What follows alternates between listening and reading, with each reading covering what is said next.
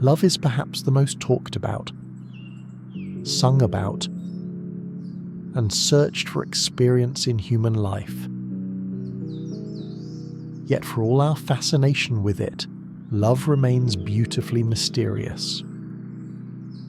When you fall in love, you often feel like you're experiencing something completely unique, as if no one has ever felt quite this way before. The truth is both simpler and more complex. While your love story is uniquely yours, your journey of falling in love follows patterns that connect you to every person who has ever opened their heart to another. Understanding these patterns doesn't diminish the magic of love. Instead, it can help you navigate this powerful experience with greater wisdom and awareness. Think of this knowledge as a compass for your heart, not telling you where to go, but helping you understand where you are on the journey. The ancient dance of your attraction. Before you even realize you're falling in love, your brain and body are already hard at work. Your attraction begins long before conscious thought enters the picture. When you first encounter someone who might become significant in your life, your unconscious mind is processing hundreds of subtle cues in milliseconds. This raises one of the most fascinating questions about love. How much of what you call falling in love is actually choice? And how much is simply biological forces beyond your control? The ancient Greeks understood this tension well. They had different words for different types of love: eros, passionate love; philia, friendship love; and agape, unconditional love, recognizing that what you often lump together as love is actually a complex tapestry of different experiences and choices. Your brain is asking questions you're not even aware of. Does this person seem healthy? Do they carry themselves with confidence? Do their facial features suggest genetic compatibility? Are there signs they might be a good partner or parent? This isn't shallow thinking. It's millions of years of evolution speaking through your modern mind. But your attraction goes far beyond appearance. Your brain is also scanning for compatibility. The way someone laughs, how they treat others, their energy level, even their scent. All of these create an impression that either draws you closer or signals you to keep looking elsewhere. Here's something fascinating. You're often attracted to people who are similar to you in many ways, but different in just the right ways. You might find yourself drawn to someone who shares your values and interests but has a complementary personality. If you're naturally serious, you might be attracted to someone more playful. If you're spontaneous, you might appreciate someone who brings stability.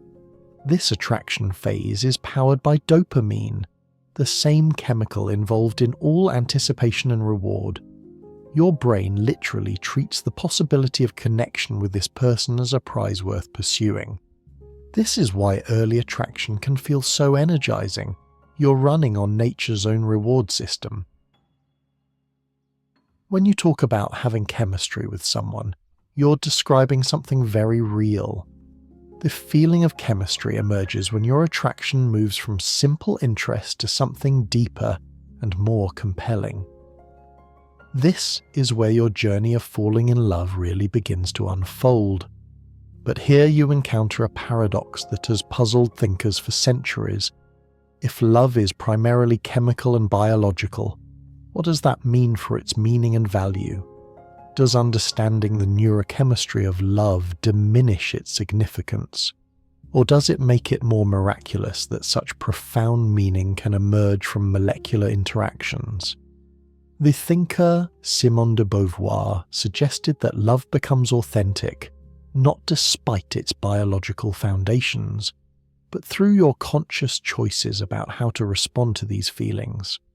The chemicals may create the initial spark, but what you do with that spark, how you choose to nurture it, express it, and build upon it, is where your humanity truly emerges. Chemistry happens when you discover that this person doesn't just look appealing. They think in ways that intrigue you. They make you laugh. They seem to understand parts of you that others miss. You find yourself wanting to know more, to spend more time together, to explore this connection. During this phase, your brain starts producing a cocktail of chemicals that can make you feel like you're literally high. Dopamine creates excitement and motivation. Norepinephrine increases focus and energy while creating those butterflies in your stomach. Even your stress hormone cortisol might increase, which explains why new love can feel both thrilling and slightly overwhelming. This chemical symphony explains many of the classic symptoms of early love. The racing heart when you see them, the way you can't stop thinking about them, the sudden surge of energy you feel in their presence. You're not imagining these feelings. Your body is responding to a powerful neurochemical experience. But here's an important piece of wisdom. Chemistry alone doesn't predict long-term compatibility. Chemistry tells you there's potential for something meaningful, but it doesn't guarantee that potential will be realized. Think of chemistry as the spark that can start a fire, but whether that fire becomes a warm, steady flame depends on much more than the initial spark. As your attraction deepens into something stronger, you might experience what researchers call intrusive thinking about your love interest. You might find yourself replaying conversations, analyzing text messages, or daydreaming about future scenarios with this person. This isn't weakness or neediness. It's a normal part of how your brain processes intense attraction. Your mind is essentially trying to solve the puzzle of this person. Who are they really? How do they feel about you? What might a future together look like? Because the stakes feel high, this person might be the one, your brain allocates significant mental resources to thinking about them. This is why early love can sometimes feel consuming. You might have trouble concentrating on work, lose your appetite, or find yourself checking your phone constantly for messages. Your brain has essentially decided that figuring out this relationship is a top priority, sometimes at the expense of other activities. Understanding this as a normal process can help you manage it better. If you find yourself obsessing, remind yourself that this intensity is temporary. The consuming nature of early love typically mellows into something more sustainable as the relationship develops or as you gain clarity about whether this connection has real potential. One of the most complex aspects of falling in love is how it makes you vulnerable. When you begin to care deeply about someone, you're essentially handing them the power to affect your emotional well-being. This can feel both wonderful and terrifying. This vulnerability touches on fundamental questions about the nature of selfhood and independence. The existentialist thinkers, particularly Jean-Paul Sartre and Simone de Beauvoir, grappled with how love challenges your individual autonomy. When you fall in love, you risk what Sartre called bad faith, losing yourself in another person and abandoning your responsibility for your own choices and identity. Yet other thinkers have argued that this vulnerability is not a weakness, but the very essence of what makes you human. Emmanuel Levinas suggested that your ethical responsibility to others, your ability to be touched and changed by another's existence, is what gives life meaning. From this perspective, the vulnerability of love isn't something to be managed or minimized, but something to be embraced as a pathway to authentic living. This vulnerability triggers some of your deepest needs and fears. You have a fundamental need for connection and belonging, but you also have protective instincts that warn you against getting hurt. Falling in love means temporarily overriding those protective instincts in favor of connection. This internal conflict explains why falling in love often involves emotional ups and downs. One moment you feel blissful about the connection, the next you might feel anxious about whether they feel the same way.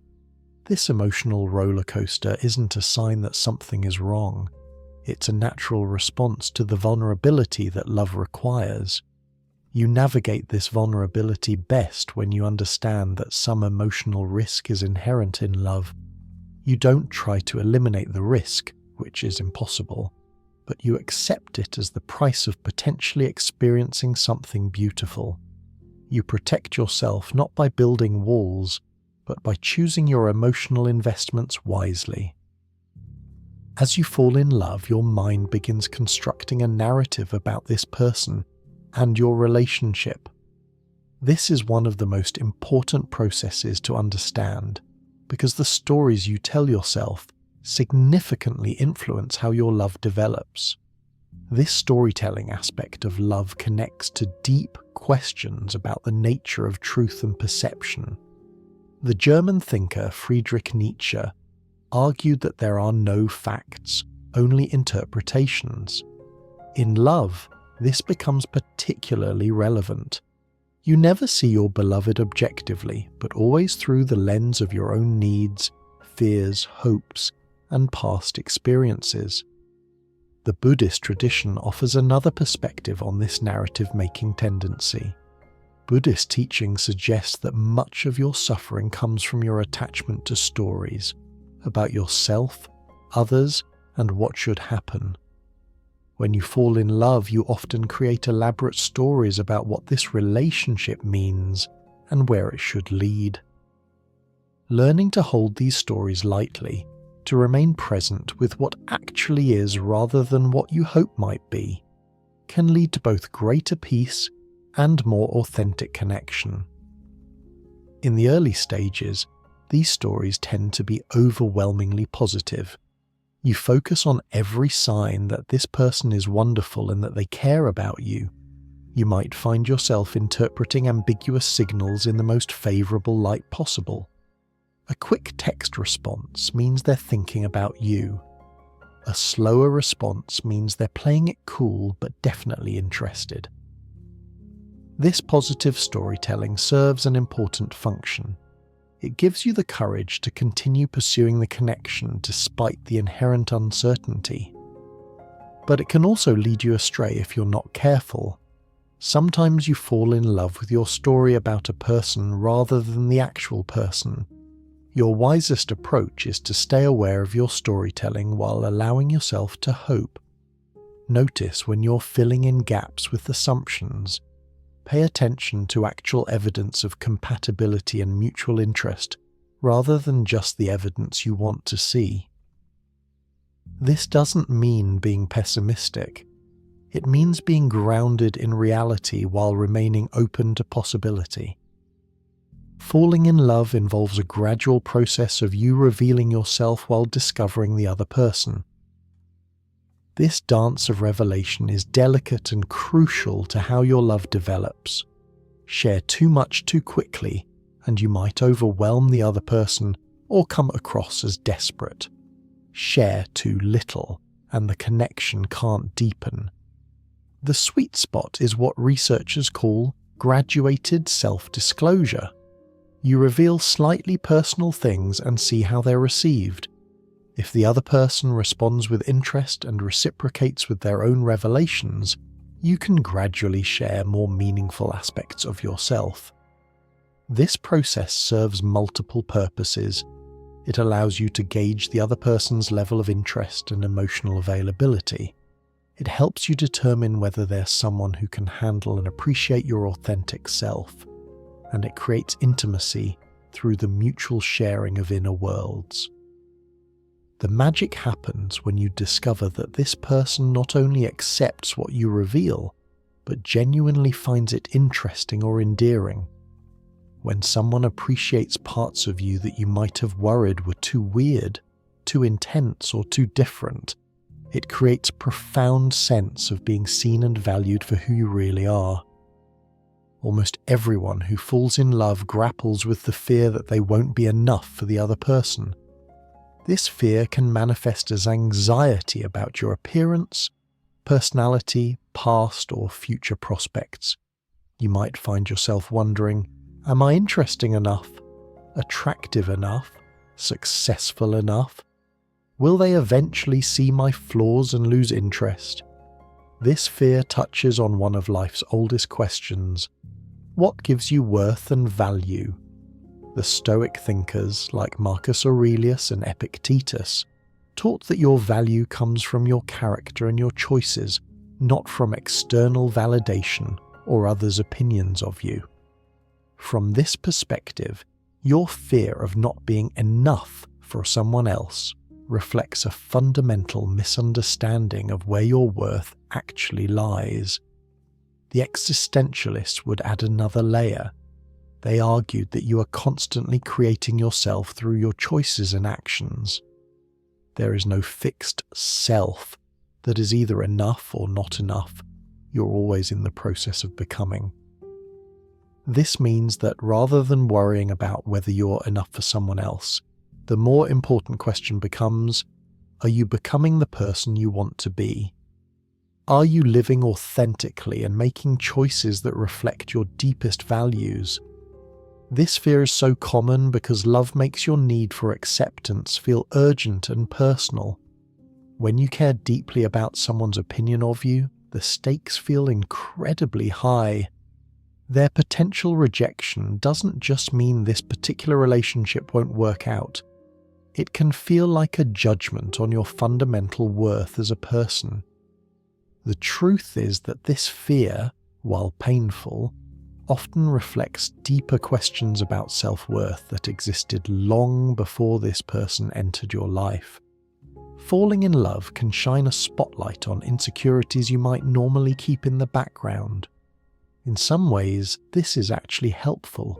It gives you an opportunity to address these feelings and develop a stronger sense of self-worth. Your healthiest response to these fears is neither to ignore them nor to let them control your behavior. Acknowledge the fear while remembering that your worth as a person doesn't depend on any single person's opinion of you.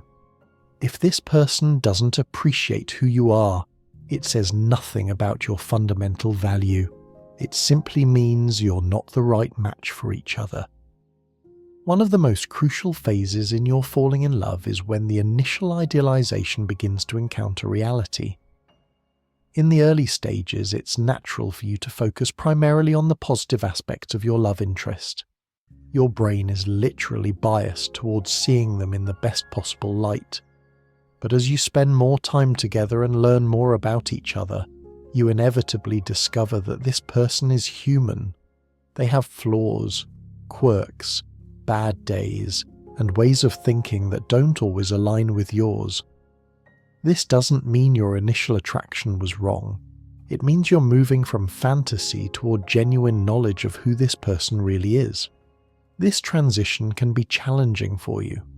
Some people interpret the discovery of flaws as evidence that they were mistaken about their feelings or that the relationship isn't meant to be. Others go to the opposite extreme, minimizing or ignoring red flags because they don't want to let go of the beautiful feelings they've been experiencing. Your wisest approach is to welcome this movement toward reality. Real love isn't based on perfection. It's based on truly knowing someone and choosing to love them anyway. The flaws you discover aren't necessarily deal breakers. They're information that helps you decide whether this is someone you can love and live with in the real world. As your feelings deepen, you might notice a shift from the intense, consuming experience of being in love to something that feels more like loving someone. This transition often confuses people, leading them to wonder if their feelings are fading or if the relationship is losing its magic. This distinction between being in love and loving has deep roots. Plato distinguished between different types of love in his dialogues, particularly in the Symposium.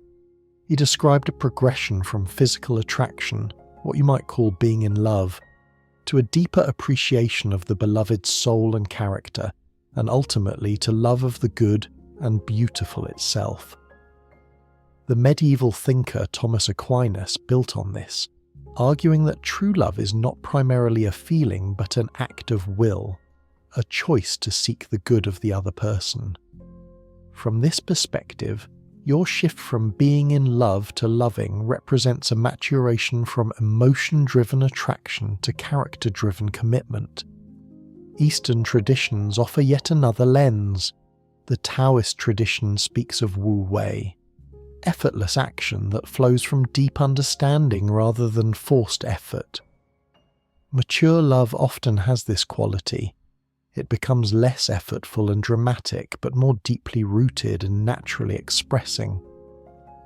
Being in love is characterized by intensity, preoccupation, and often a sense of urgency. It's the phase where you can't stop thinking about the person, where everything feels heightened and dramatic. This state is partially chemical. Your brain is flooded with dopamine and norepinephrine, creating a natural high. Loving someone is typically calmer, more stable, and more deeply rooted. It's based on genuine knowledge of who the person is rather than projection or fantasy. It includes care for their well-being, respect for their autonomy, and a desire to support their growth and happiness even when it doesn't directly benefit you. Both states are valuable, but love, the calmer, more stable version, is what sustains long-term relationships. The intense in-love feeling is wonderful, but it's not designed to last forever at that intensity. If it did, you'd never be able to focus on anything else in your life. Understanding this transition helps you navigate it without panic. When the butterflies settle and the obsessive thinking fades, it doesn't mean you're falling out of love. It often means you're falling into real love. One of the most overlooked aspects of falling in love is timing. You can meet an incredible person, feel genuine attraction and compatibility, and still find that the relationship doesn't develop as you'd hoped, simply because the timing isn't right for one or both of you. Timing includes practical considerations like life circumstances, geographic location, and availability. But it also includes emotional readiness. Someone might be dealing with the end of a previous relationship, focusing on career changes, or working through personal challenges that make them unavailable for new love, regardless of how they feel about you. This can be one of the most frustrating aspects of love for you. The recognition that mutual attraction and even compatibility don't guarantee that a relationship will work out.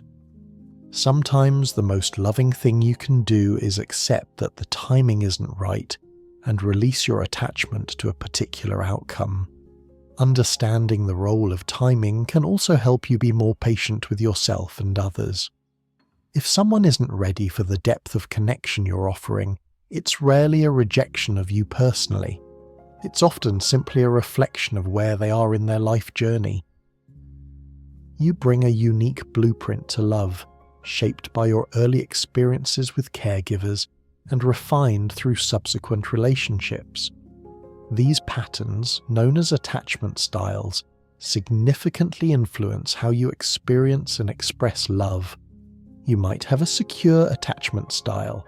You're generally comfortable with intimacy and independence, able to communicate your needs clearly, and capable of maintaining your sense of self within relationships.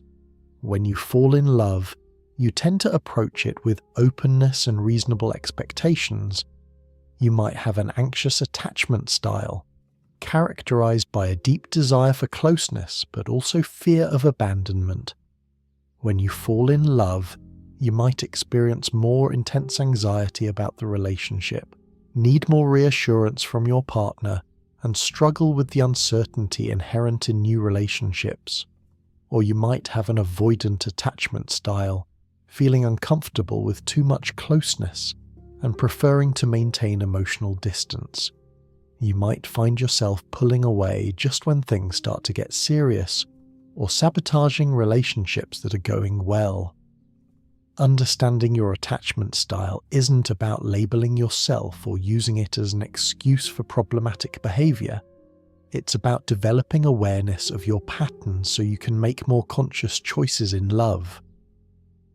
If you recognize that you tend toward anxiety in relationships, you can work on self-soothing techniques and communicate your needs more clearly. If you tend toward avoidance, you can practice staying present when intimacy feels overwhelming. Falling in love can trigger intense emotions in you. Joy, fear, excitement, insecurity, hope, and vulnerability often cycle rapidly through your experience.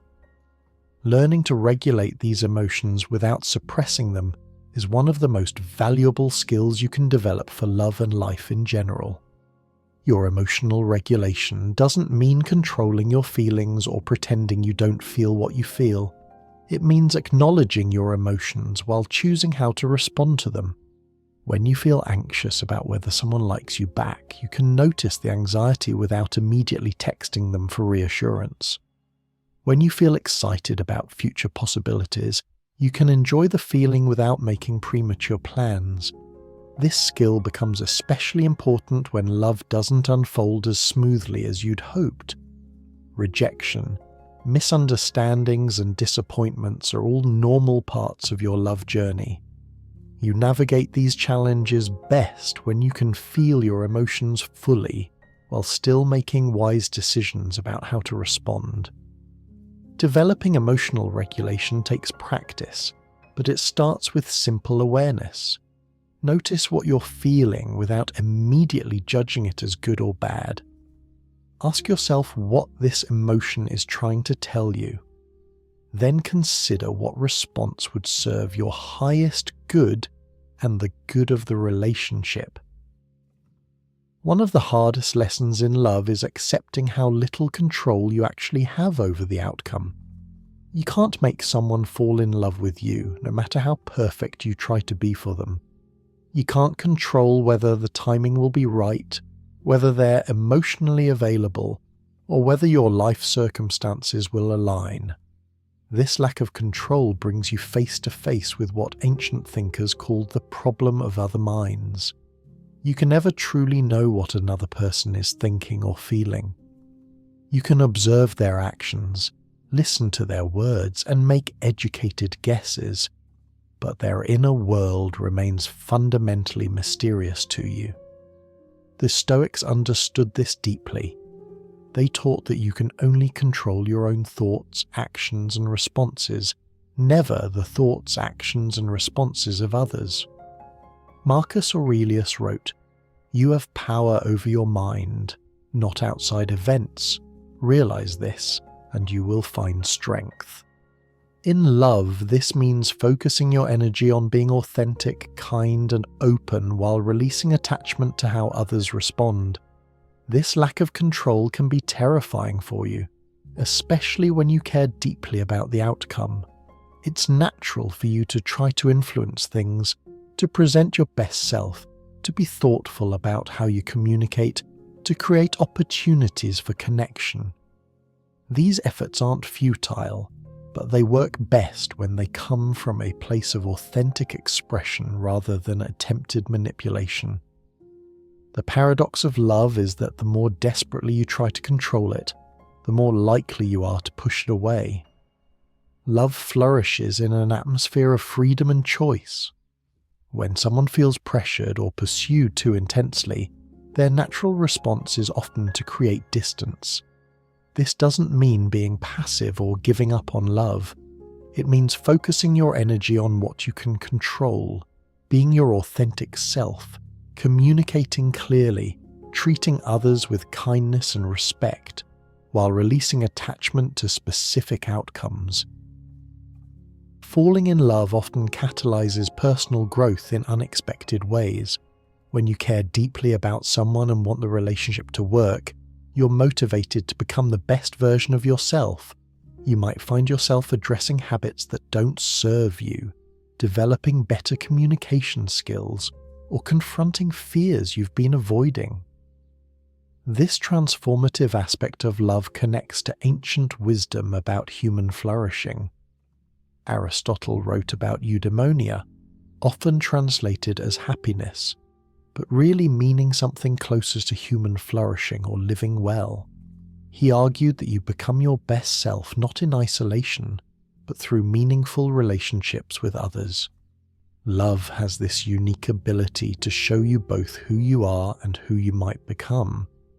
When someone sees potential in you that you didn't know existed, or when caring for them reveals strengths you didn't know you had, you encounter what existentialists called your authentic self, the person you are when you're not hiding behind social masks or limiting beliefs.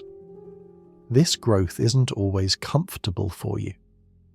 Love has a way of highlighting areas where you need to develop greater emotional maturity, self-awareness, or life skills. You might discover that you need to work on jealousy, learn to set better boundaries, or develop more confidence in expressing your needs. You thrive in love when you embrace this growth opportunity rather than resisting it.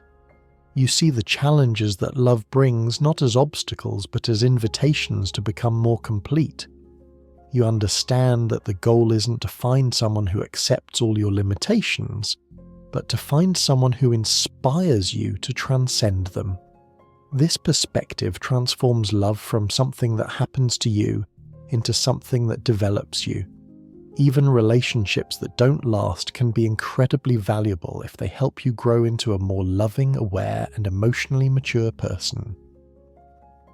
As beautiful as love can be, not every person you could fall in love with is someone you should build a life with. One of the most important skills in love is developing discernment, your ability to distinguish between strong feelings and genuine compatibility. Your attraction, chemistry, and even love don't automatically equal compatibility. You might have incredible chemistry with someone who doesn't share your values, or feel deeply connected to someone whose life goals are completely different from yours. You might love someone who treats you poorly, or who brings out negative patterns in your behavior. Your discernment means paying attention to how you feel when you're with someone, but also paying attention to how they treat you, how they handle conflict, how they relate to others, and whether your lifestyles and values align. It means being honest about red flags instead of explaining them away because you want the relationship to work. This doesn't mean being overly critical or expecting perfection. It means being realistic about what kinds of differences you can live with and what kinds you cannot. Some differences add richness to a relationship. Others create ongoing conflict and stress. Your goal is to fall in love with someone who not only makes you feel good, but who is also genuinely good for you. Someone who brings out your best qualities, supports your growth, and shares enough common ground to build a life together. Not every love story has a happy ending, and learning to handle rejection and disappointment is an inevitable part of your love journey. These experiences can be among the most painful in human life, but they also offer opportunities for growth and self-discovery. When love doesn't work out as you'd hoped, it's natural for you to feel a range of difficult emotions: sadness, anger, confusion, and often a blow to your self-esteem. These feelings are valid and deserve to be acknowledged rather than suppressed or rushed through. At the same time, it's important for you not to let rejection or disappointment create lasting stories about your worth or your prospects for love.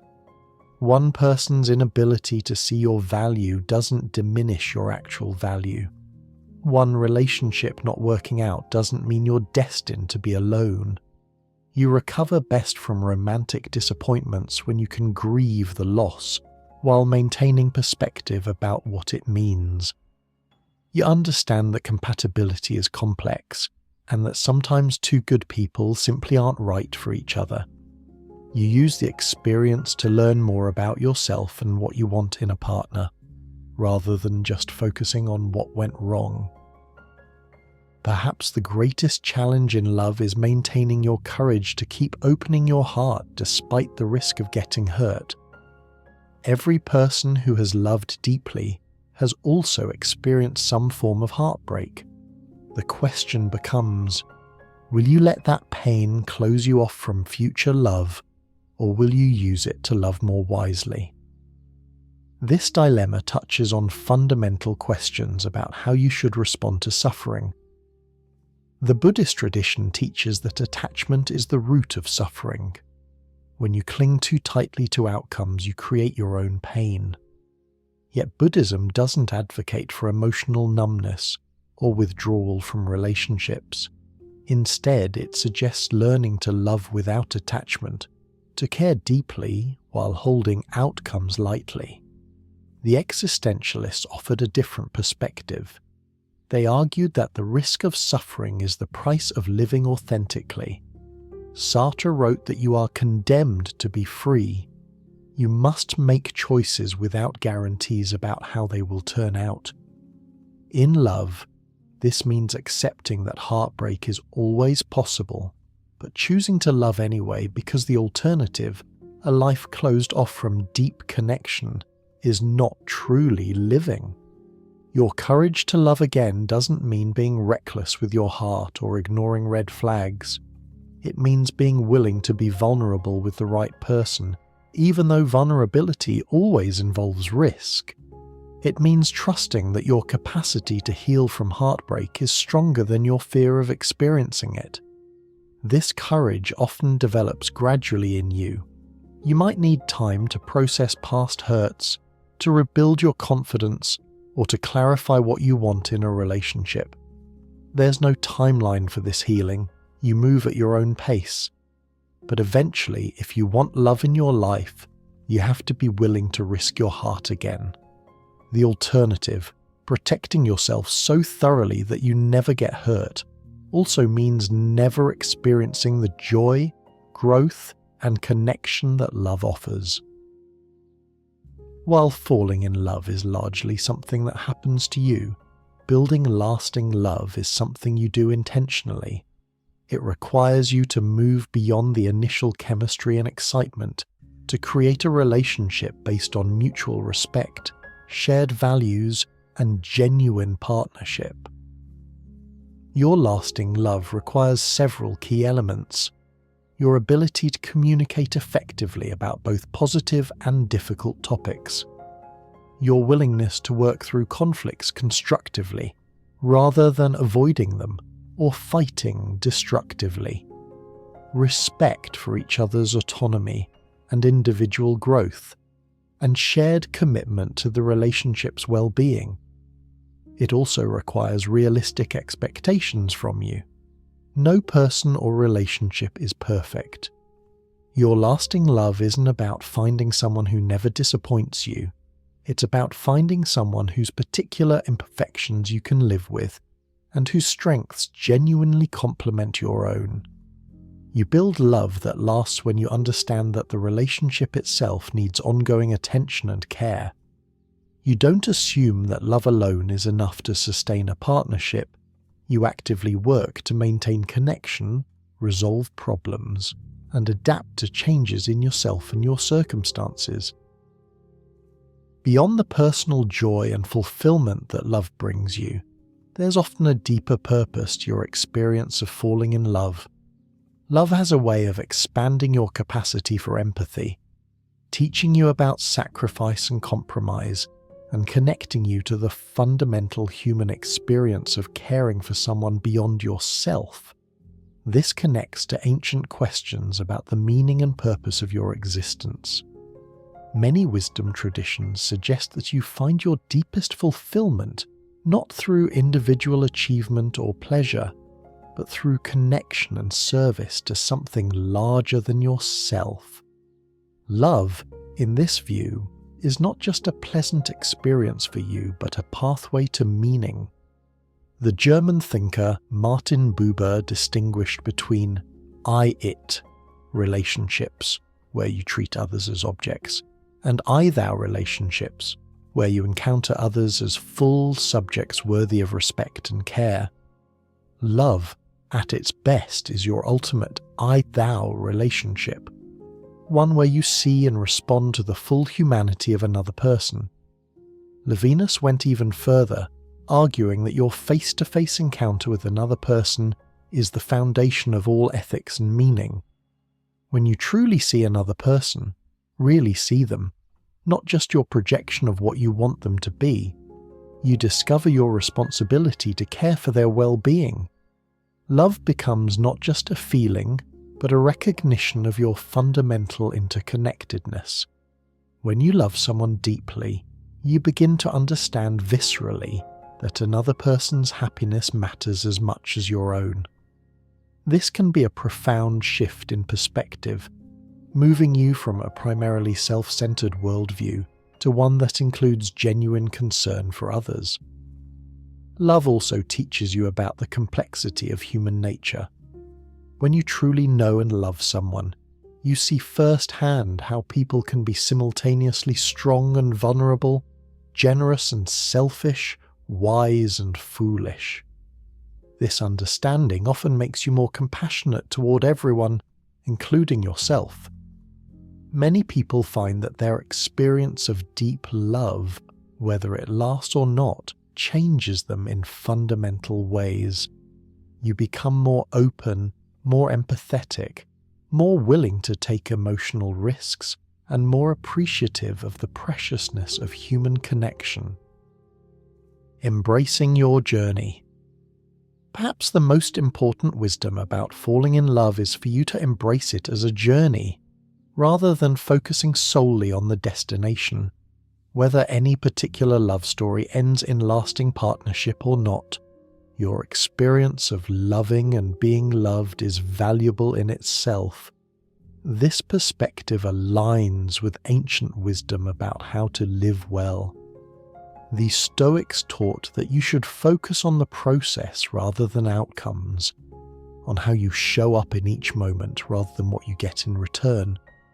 In love, this means appreciating the growth, connection, and joy that come from caring deeply about someone, regardless of whether that relationship lasts forever. Eastern traditions offer the concept of beginner's mind, approaching each experience with fresh eyes, without preconceptions about how it should unfold. When you apply this to love, it means remaining open to what each relationship has to teach you, rather than forcing it to fit your expectations or previous experiences. The ancient Greeks had a concept called kairos, the right or opportune moment, as opposed to chronos, which is chronological time. Love often happens in kairos time, moments of perfect alignment that can't be rushed or forced. Learning to recognize and appreciate these moments, rather than always pushing toward the next milestone, can deepen your capacity for joy and presence in love. Each person you love teaches you something different about yourself and about love. Each relationship, successful or not, adds to your understanding of what you want and need in a partner. Each heartbreak, while painful, can also deepen your capacity for empathy and resilience. Your goal isn't to fall in love perfectly or to avoid all pain and disappointment. Your goal is to love authentically, to learn from each experience, and to remain open to the transformative power of connection with another human being. Love is one of the great adventures of human life. It requires courage, wisdom, and a willingness to be vulnerable. It can bring you tremendous joy and also significant pain. But for most people, the risk is worth it for the possibility of experiencing one of life's most meaningful and transformative experiences. As you navigate your own love journey, remember that your path is unique. Trust your own experience while remaining open to learning and growth. Be kind to yourself when things don't go as planned, and celebrate the moments when love brings joy and connection into your life. The study of falling in love is complex, but at its heart it's about your fundamental human need for connection, understanding, and acceptance. When you approach love with awareness, courage, and wisdom, you give yourself the best chance not just of falling in love, but of building the kind of love that enriches your life and helps you become the person you're meant to be. In the end, love is both an art and a science, both a mystery and something you can understand more deeply. It connects you to timeless questions about what it means to be human, what gives life meaning, and how you should treat one another.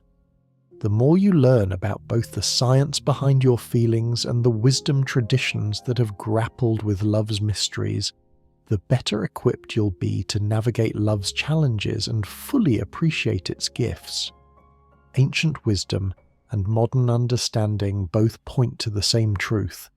Love is not just something that happens to you, but something you participate in creating. It requires not just feeling, but choosing. Not just receiving, but giving. Not just hoping, but showing up with courage and authenticity in each moment. Your heart may be mysterious, but it's not random, and understanding its patterns, both scientific and timeless, can help you love more wisely and more deeply than you ever thought possible.